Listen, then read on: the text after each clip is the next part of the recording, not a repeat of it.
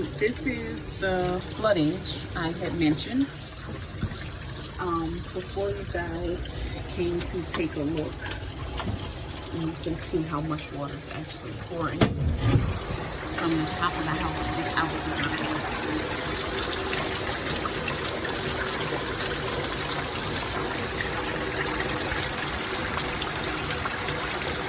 So it really looks like you may even be getting more water from the neighbor yard than our own. Homeowners, developers, residents in this region must develop a plan for dealing with flooding in this community. My name is Nicole Nixon. My name is Greg Nixon. And together we co-own Ubuntu, a constructotech and urban resilient company. Ms. D, who you saw at the beginning of our video, she demonstrates one of many ways that a homeowner can utilize green infrastructure on their property for flooding. As a company, we work together with homeowners, developers, nonprofit organizations such as the Urban Conservancy who supported Ms. D in her work. We work together with all of those entities to support their stormwater management needs and ultimately to install them. Our goal as a company is not only to be the hands and feet of the industry, but also the head. Through technology and innovation, we strive to continue to push the industry forward here in New Orleans.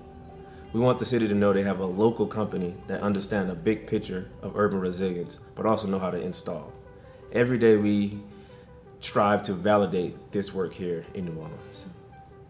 Okay, today we're here on site just to review a completed project. We have here permeable pavers that was installed in the front and in the back. We also have an infiltration trench that was installed 18 inches deep, 2 sets of limestone. Also have some bioretention facilities, magnolia plant in the tree in the front. Also have a couple of rain barrels on site. Our process, no matter if we're working with a CAP homeowner or one of our private clients or developer, would remain the same. We want high levels of communication. It just so happens in this particular instance, the process is much more extensive. We are serving as the prime contractor, so there's a lot of things that we have to just facilitate on behalf of the homeowner and for NORA.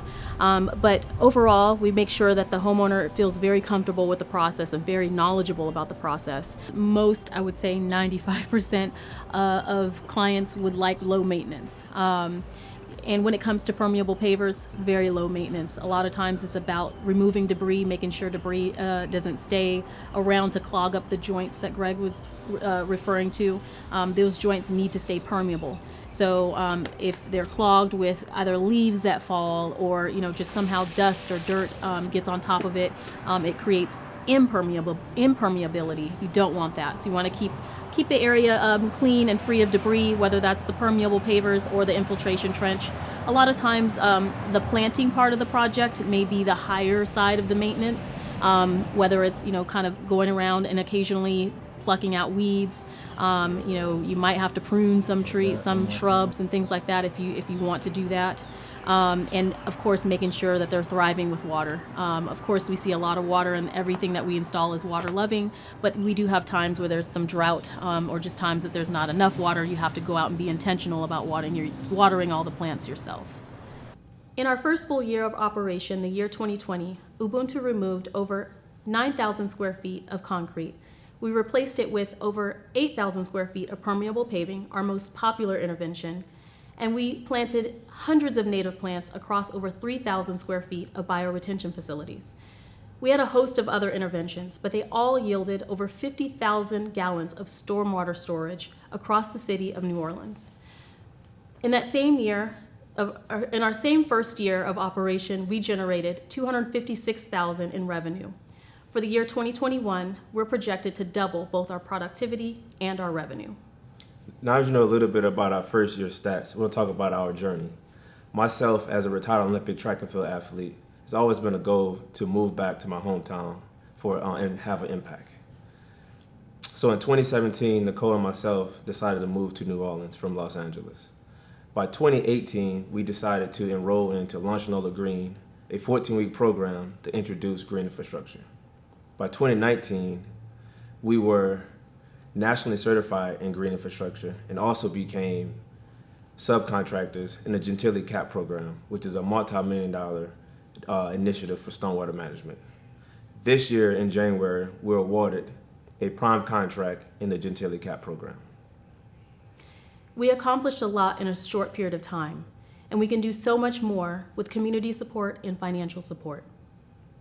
A financial investment into Ubuntu will help us in a lot of ways at this time, but right now we're focused on owning our own equipment.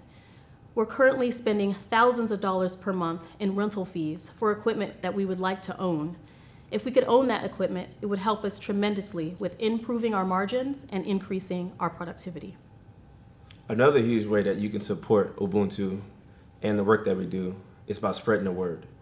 You can ask your family members, friends, neighbors, colleagues, have you heard about green infrastructure? Have you heard about the work that's been done in our city? We need to continue to bring awareness to this work here in the city. Yes, absolutely. It has been written by the year 2050, Louisiana's flood risk will skyrocket. The number of homes that will be considered at substantial risk of flooding will increase by 70%. That's nearly 1 million homes.